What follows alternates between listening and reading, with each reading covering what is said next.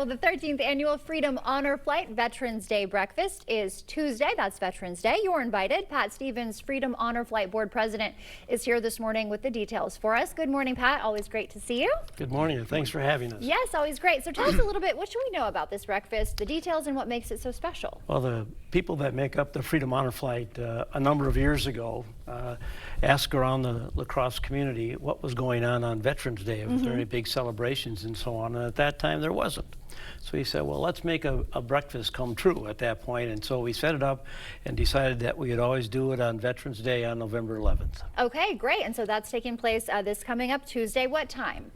We're serving breakfast from 7 to 10.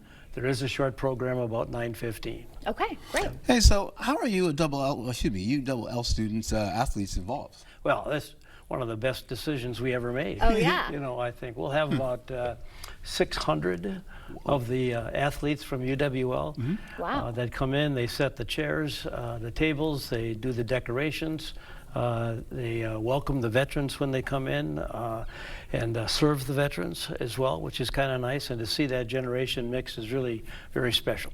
Yeah, that's very cool. Okay, and that's a lot of athletes helping out, lending their brawn to the organization. It's much nicer when the young people do that. That's correct. Yes, exactly. Okay, and so Viterbo's president is the featured speaker. He's also a retired lieutenant colonel in the U.S. Army. What can we expect from his message? Well, he can actually say whatever he wants at that point, but Rich is 23 years as a lieutenant colonel in the Army and stuff. He's got a lot of experiences to share.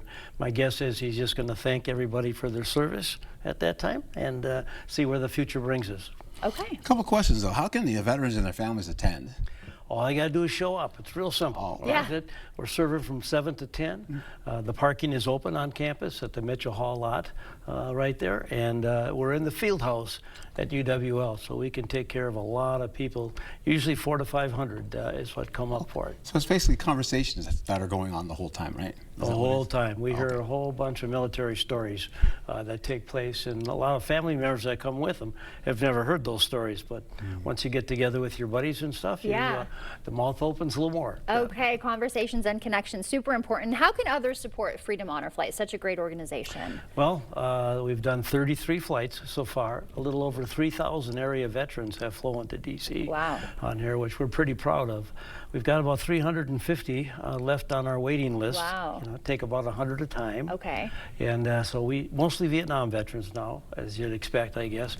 And if they want us help financially, they just P.O. Box 505 in La Crosse, and we'll thank you and take it from there. Okay, and if any veterans want to get on that wait list, do they get in contact with Freedom Honor Flight, or how does that work? FreedomHonorFlight.org. There's applications on there for both guardians and for veterans themselves. Okay, and why would you encourage someone to attend this breakfast coming up Tuesday? Oh my goodness, the thank yous that we get back from all of the veterans, but especially the Vietnam people.